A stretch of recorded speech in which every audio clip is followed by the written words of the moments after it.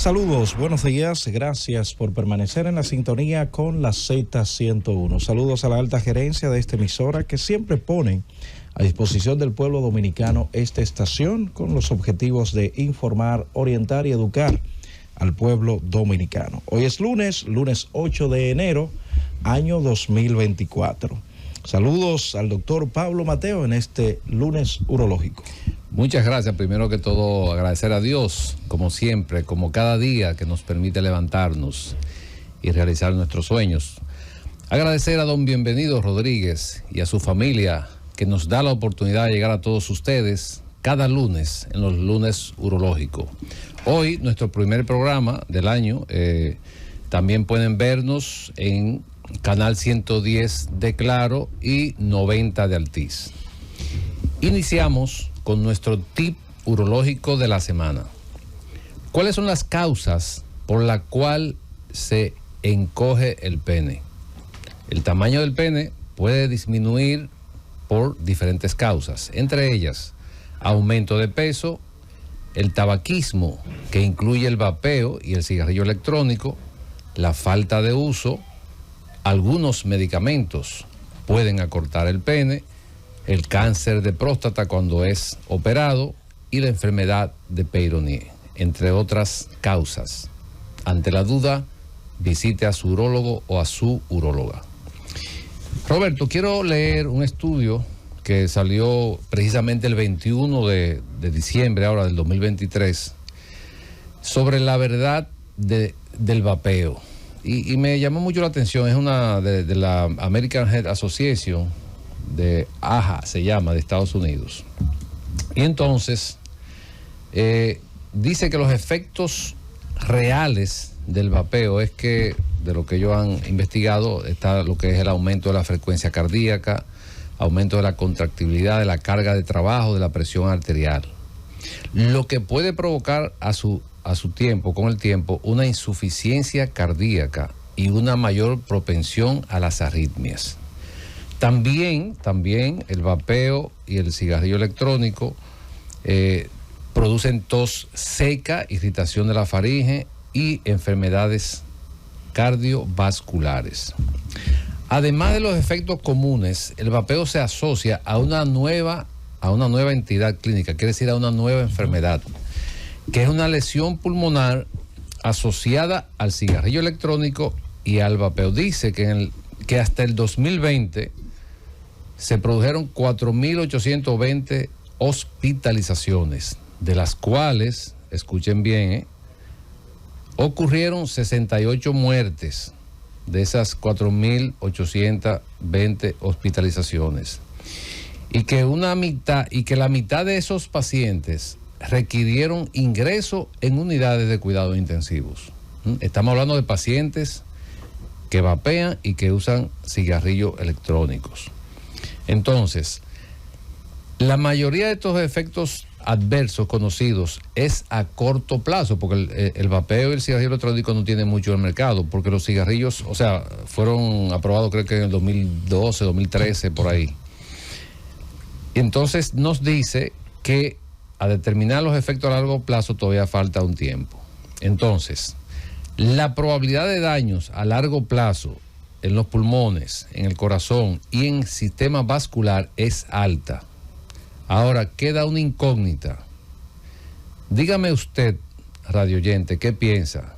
¿Qué usted diría a su hijo, a su nieto o a su sobrino sobre el vapeo?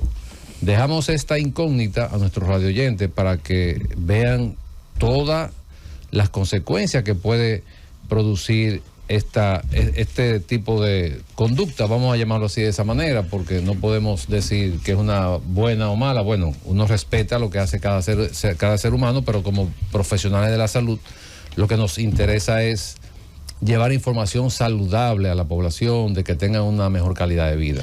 Se hizo un análisis, doctor, a propósito de lo que usted dice, que se determinó que el 50% de los jóvenes de la República Dominicana en algún momento habían consumido esto de la juca o el vapor. Así es. Hace aproximadamente una semana que pude leer eso en uno de los periódicos de circulación nacional. Pues bueno, esto es bastante preocupante. Sí, esto sale de una revista científica norteamericana muy interesante y quise traerlo porque creo que pues es parte de nuestra función llevar información y bueno, una mejor calidad de vida a nuestros radio oyentes. Y hablando de este tema, de los efectos secundarios de este tipo de uso, de consumo de papel y cigarrillo electrónico, vamos a darle los buenos días a nuestro querido hermano y colega Wellington Ledesma, quien nos va a decir unas palabras. Muy buenos días, maestro. Felicitarlo ahora en el aire por un nuevo año más a usted y a todos los radioescuchas. Roberto, mi hermano. Un placer siempre estar. Un abrazo y siempre agradecido de la oportunidad que nos brinda este medio para dirigirnos a toda su gente inmensa, fanaticada, que nos escucha, nos beneficia con la sintonía. Entonces vamos inmediatamente a introducir a nuestra invitada de la semana. Tenemos a la doctora Pamela Félix. Ella es cardióloga internista, escuchen bien, psicocardióloga, y ella nos va a estar deleitando con el tema impotencia y enfermedad cardiovascular. La doctora labora en Sendoe y en el Instituto de Cardiología. Muy buenos días, doctora Pamela. Muy buenos días, gracias por la invitación a su espacio el día de hoy. Para mí un placer. Doctora, y esto me ha impactado mucho porque yo por eso siempre le agradezco a don Bienvenido Rodríguez, a la familia, porque yo aquí he hecho como otra especialidad dentro de la medicina. Yo he aprendido tanto que estoy sorprendido y de verdad que estoy muy agradecido. Yo le hago este comentario porque en el tiempo que tengo, en los años que tengo como médico, como especialista, nunca había escuchado o había tenido la oportunidad de compartir con una profesional con esta especialidad de psicocardiología. Y queremos, antes de entrar al tema de disfunción e impotencia relacionada con la enfermedad cardiovascular, ¿qué es la psicocardiología? Así es, la psicocardiología es un área dentro de la psicología y dentro de la cardiología que aborda los aspectos psicológicos y sociales que nos llevan a enfermedades cardiovasculares. ¿Y cuáles son estos? Tendríamos que hablar de estrés, ansiedad, depresión, incluso el tipo de personalidad, la ira, la soledad, el aislamiento. Todo esto se ha visto que puede repercutir y llevar a la persona a tener enfermedades cardiovasculares. Y como siempre digo, desde pequeños nos enseñan a qué comer, a hacer ejercicio, a mantener un buen peso, pero no nos enseñan a cuidar nuestras emociones. Es importante que sepamos que nuestras emociones nos pueden enfermar o nos pueden salvar. Tener emociones positivas, estas van a repercutir de manera positiva en nuestra salud cardiovascular, van a reducir la inflamación, van a reducir la frecuencia cardíaca, los niveles de presión arterial, pero asimismo las emociones negativas, el pesimismo, el ser negativo, ¿no? Pues va a repercutir también de una manera negativa en nuestra salud cardiovascular. Y bueno, escuchando esto inmediatamente salta al consciente un término muy popular que a veces uno piensa que es hasta algo mítico, pero uno sabe que existe, y es, por ejemplo, la hipertensión de la bata blanca. ¿Qué nos puede decir usted de eso al respecto? Porque la gente, yo sé que en sus casas inmediatamente ha asociado este término a esa condición. Así es, la hipertensión de bata blanca es real, se puede ver tanto en individuos que no sufran de la presión, que cuando ven el médico, están en un ambiente médico, ven una enfermera, están en emergencia, les sube la presión, como también pudiéramos decir que ocurren pacientes que son hipertensos de base, pero al estar cerca del ambiente médico o ver la bata o el personal, la presión le va a subir. Y es importante saber que dentro de la hipertensión de bata blanca, o vamos a mencionar esa hipertensión emocional, vemos pacientes que pueden llegar a ser hipertensos secundario a un estrés crónico. Bien, a un estrés crónico, a una ansiedad no manejada, a una depresión que nunca se manejó, se medicó. Un paciente puede llegar a tener una enfermedad cardiovascular, a tener una hipertensión. Hay dos tipos de estrés. Tenemos un estrés bueno, que es el euestrés, que es el que tiene una repercusión. Euestrés. Euestrés. Euestrés. EU de normal, ¿no? Okay. Euestrés. Este tiene una repercusión positiva en la salud cardiovascular. Ese, digamos, este estrés que nos tiene aquí a los cuatro hablando en el aire, ¿no? Pero tenemos entonces un estrés negativo, que es el distrés, que es ya cuando este estrés no es a corto plazo, sino que es a largo plazo, se cronifica en el tiempo y tiene una repercusión en nuestro sistema, produciendo más cortisol, que es la hormona del estrés, aumentando la frecuencia cardíaca, se aumenta el sistema nervioso simpático, este va a aumentar los latidos del corazón, va a aumentar la presión arterial, incluso va a aumentar los niveles de glicemia. Entonces aquí vemos las consecuencias de este estrés negativo no identificado y no manejado. Cuando usted habla del cortisol, habla de ese paciente que se intoxica de cortisol, vamos a decirlo así. Así es. Doctora, yo quería hacer una pregunta con relación al estudio que yo leí, porque es una parte que me preocupa mucho.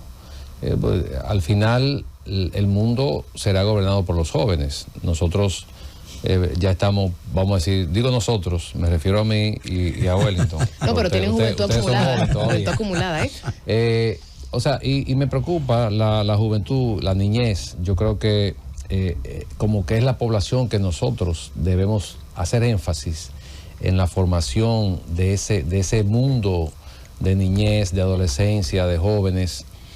Y estoy preocupado porque veo con frecuencia, me imagino que Wellington también, de jóvenes que van a la consulta con un problema de infertilidad, con un problema de disfunción eréctil, y cuando hacemos el historial clínico, yo vapeo, uso esto. Entonces, hay una relación importante. Yo, desde el punto de vista cardiológico, como usted ya mencionamos, es internista, cardiólogo y psicocardiólogo, ¿qué opinión le merece esta parte que lo hemos hablado en otras ocasiones, pero seguimos insistiendo porque este estudio es reciente, de apenas 2 semanas, 3 semanas, y quisimos traerlo a colación para que nuestros radioyentes pues también tengan la información, y yo sé que alguien va a cooperar con esto, va a ayudar a que alguien pues deje esa práctica. ¿Cuál es su opinión del punto de vista como profesional, como cardiólogo? Así es, hoy en día cada vez más vemos jóvenes vapeando o jóvenes con el cigarrillo electrónico, y lo usan entendiendo que tiene un menor daño o una menor repercusión en su sistema, en su cuerpo, que el cigarrillo o el tabaco. Y al contrario, igual o peor, se ha visto según la evidencia científica. Entonces es importante hacer un llamado a la población, sobre todo a los jóvenes, como usted dice, que se supone que el futuro les pertenece y son la futura población de la humanidad, a dejar a un lado el uso del vape, del cigarrillo, porque sí tiene una repercusión importante. Como usted dice, la hospitalización es lo de menos, pero incluso se ha visto jóvenes que fallecen por el uso de estos dispositivos, porque pueden provocar una lesión no tan solo pulmonar, sino sistémica, y se ha visto ya el daño incluso a nivel del miocardio, a nivel del corazón, que pueden producir los vapes, el uso del cigarrillo electrónico, de la juca. Es decir, que es importante hacer un llamado a la concientización para que se evite su uso. Muy bien, excelente. Pamela hablaba de un tipo de estrés que va muy relacionado también cuando las personas son expuestas a alguna situación de catástrofe, ¿no? Está el estrés postraumático, ya en el tiempo, como vaya desarrollándose, se le denomina estrés crónico también, que se puede precisamente cronificar en el tiempo, y sí, eso puede generar alguna situación cardíaca en los individuos. Esto es así. Hablaba del punto, la parte social. Hay trabajos que producen bastante estrés. Claro. Escuché a alguien decir que vio a un amigo que tuvo un evento cardíaco porque amanecían trabajando. Era una firma de contadores y estaban auditando, o más bien de auditores, estaban auditando una empresa. Y era tanta la presión que hubo un compañero que sufrió un evento. Colapsó. Sí. Así es. Es importante, como mencionamos fuera del aire, que debemos desconectar para volver a conectar. No podemos mantenernos siempre en on, como en encendido, la vida entera, porque el cuerpo pues te pasa factura. Sí. Es importante saber que no podemos trabajar en el trabajo y llegar a la casa a trabajar. Hay que saber que hay tiempo para todo, un día a la vez. Debemos trabajar, pero asimismo debemos descansar. Y como decía Roberto, vemos muchos pacientes en la consulta que llegan con sintomatología o ya con una enfermedad establecida, y cuando tú evalúas a este paciente tiene un estrés crónico. Sí. Ha tenido un problema por mucho tiempo que no ha buscado la ayuda, y esto ya ha calado en su salud cardiovascular. Y precisamente la psicocardiología tiene una visión más integral del paciente, no solamente usando el modelo tradicional que conocemos, que es el modelo biomédico, donde solamente vemos la parte biológica y la parte médica, sino que vemos al individuo de una manera más integral, sino desde el punto de vista biopsicosocial. Veo la parte biológica, esa enfermedad, pero veo la parte psicológica y la parte social. ¿Cuál es la parte psicológica? Sus pensamientos, conductas, expectativas, bien, y ya la parte social, incluso la parte económica. El apoyo que tenga o no este paciente para llevar su enfermedad repercute en su enfermedad como tal. La sociedad está, o la población está consciente de todos los males que puede causar el estrés o el distrés, como bien usted lo ha planteado. Yo diría que existe algo que debe llamarnos la atención, y es que hemos normalizado el estrés. Entendemos que es algo normal, entendemos que somos así. Creemos mucho en el multitasking, que podemos hacer muchas cosas a la vez, y creemos que mientras más hacemos, mejores somos. Y realmente hoy en día incluso la literatura toma en cuenta y habla de que el multitasking, el hacer muchas cosas al mismo tiempo, ya se ha visto que trae o representa un detrimento para la salud en sí, tanto la salud física como la salud mental. Entonces es importante hacer consciente a la población del estrés y su repercusión tanto en la salud física como la salud mental. Si tenemos alguna situación que entendemos que nos desborda, que nos sobrepasa, buscar una ayuda profesional siempre será importante. Nosotros tenemos una relación, el tema fundamental en el día de hoy es la disfunción eréctil, o anteriormente conocida impotencia, y la relación que hay con la enfermedad cardiovascular.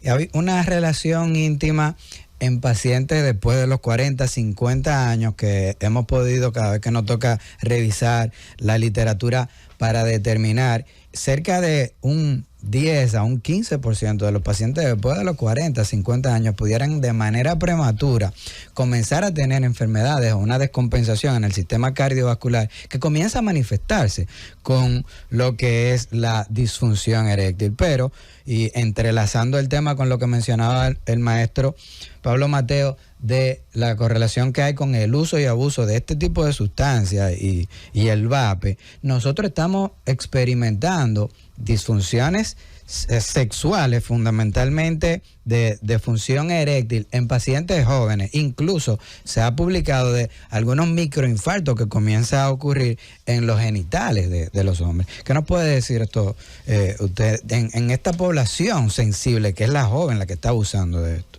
Así es. Vamos a englobar la disfunción eréctil. Pudiéramos decir que el origen de la misma, un 80%, pudiera ser secundario a enfermedades orgánicas, a condiciones orgánicas funcionales, y el 20% ya lo dejamos para la parte psíquica, psicológica o emocional del paciente.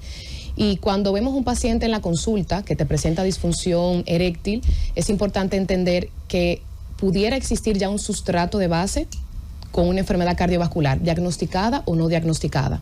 Se ha visto que existe el origen de las mismas, tanto de la disfunción eréctil como de las enfermedades cardiovasculares, inicia por una disfunción endotelial que existe. Y es importante, cuando tenga un individuo en la consulta, tratar de buscar esos factores de riesgo que tengamos aparente o que a simple vista no se vean, indagar con la historia clínica. Como hablamos, el vape, el cigarrillo, vemos que uno de los factores de riesgo para que un paciente tenga disfunción eréctil o impotencia y una enfermedad cardiovascular, el cigarrillo, es un factor de riesgo.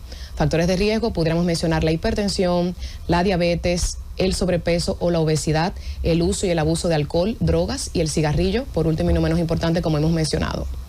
Entonces, es una invitación a la población. Todo paciente que tenga disfunción eréctil debe acudir, bien claro está, a su consulta de urología, pero también a la vez tanto el urólogo o el mismo paciente puede saber que si tiene alguna condición de base cardíaca, su seguimiento con cardiología es fundamental. Eso que te dije, doctora, muy importante. De hecho, dentro del protocolo que nosotros hacemos cuando vamos a investigar un paciente con un trastorno de disfunción, no importa la edad que tenga, aparte de los análisis, perfil hormonal o trastorno circulatorio, uno de los aspectos que tomamos en cuenta es una evaluación cardiovascular, porque como todo es sabido, anteriormente se hablaba de que el mayor porcentaje era psicológico. Sin embargo, se ha demostrado que la mayor parte de las causas de disfunción eréctil tienen que ver con un problema orgánico, aunque al final se añade la parte psicológica, porque esto afecta al individuo, afecta a su entorno y ese tipo de condición, o sea que ya sería mixta. Con relación al tema del estrés, de la ansiedad, que también está mezclado a esa parte, ¿podría un paciente, que hablamos fuera del aire con relación a que el mundo ha cambiado antes y después de la pandemia, sin embargo, yo haciendo así un pensamiento, vamos a decirlo, eso le produjo estrés a todo el mundo? Pero pero no todo el mundo tiene la capacidad de saber o de diagnosticarse que tiene una condición de estrés o de ansiedad. Pero esto, si no se trata, según tengo entendido, usted nos va a aclarar esto, podría llevar a un paciente a una depresión mayor todavía, aun cuando no es tratado, porque muchas veces vemos pacientes con cierto comportamiento y los mismos familiares o la pareja dicen, no, es que esa persona es así. Pero, sin embargo, es una condición que existe que no ha sido tratada. ¿Podría este paciente, ya sea un hombre, una mujer o quien sea, con una condición de estrés, de ansiedad, llegar a una depresión y complicarse cada vez más si no es visto por un profesional del área? Claro que sí. Hemos visto cómo pacientes con estrés, ansiedad, depresión o incluso el tipo de personalidad, aquel individuo personalidad tipo A, son aquellos que son workaholics, que trabajan mucho, que son hostiles, que son impacientes. Y la tipo D, que es lo contrario, son pacientes inhibidos socialmente, que manejan tristeza. Esos dos tipos de personalidad se han asociado más a las enfermedades cardiovasculares. Y se ha visto cómo esto, si no se maneja, te puede hacer caer en un infarto agudo del miocardio, bien, en una hipertensión, en obesidad, pero también a su vez tener enfermedades cardiovasculares como tener una hipertensión o un individuo que le dicen, hiciste un infarto y hay que hacerte una cirugía de corazón abierto, la vida le da 360, un cambio 360, entonces este paciente puede caer en una depresión secundaria a la enfermedad. Por eso es importante, ya sea el paciente que lo identifique, el médico o tu círculo cercano, que muchas veces te dicen, mira fulano, pero te noto de esta manera. Entonces, alertarnos y siempre buscar la ayuda porque es importante y puede crear un antes y un después en la vida del paciente. En la consulta es cada vez más frecuente encontrar alterado el perfil lipídico de los pacientes. Y esto lo asociamos mucho. Bueno, yo recuerdo que cuando era más joven, digamos, uno juntaba un dinerito, la familia, y iba el fin de semana y se comía una hamburguesa, una pizza. Pero hoy por hoy, esa es la piedra angular de la cena, por lo menos, de muchísima gente. Y esto tiene que de manera directa repercutir sobre la salud cardiovascular, ¿o no, doctora? Claro que sí. Es importante saber que debemos entender que cómo comemos o qué comemos va a repercutir en nuestra salud. Bien, hoy en día, como mencionas, tenemos una dieta rica en grasas, en azúcares, en sal, y debe ser lo contrario. Hay que reducir las grasas, los azúcares, las sales y aumentar la ingesta de frutas y vegetales, porque lamentablemente, si tenemos una mala dieta, eso va a repercutir, queramos o no, en nuestra salud cardiovascular. Otra cosa es el ejercicio. Llevamos una vida más sedentaria, cada vez somos más inactivos físicamente y esto también nos lleva a sobrepeso y nos lleva a obesidad. Y muchas veces vemos a alguien, algún compañero o pacientes en la consulta, que siempre me gusta hacer la anécdota, lo vemos en el consultorio y le preguntamos de qué usted sufre y te dice de nada y ya a simple vista tú dices, este paciente por el índice de masa está en sobrepeso o está en obesidad. Y es importante a ese paciente alertarle de esa condición que no reconoce, porque si no la reconoce no lo va a trabajar. Yo le digo, mire, dice la computadora que el BMI, el índice de masa corporal suyo está por encima de 30, o usted está en sobrepeso, porque si no reconocemos esto no lo vamos a trabajar. Y sabemos hoy en día que el sobrepeso y la obesidad es el sustrato para tú caer en una hipertensión arterial, en una diabetes y en otras enfermedades. Bueno, vámonos a una pausa, regreso, continuamos en la receta médica de la Z. Llévatelo, Cundo.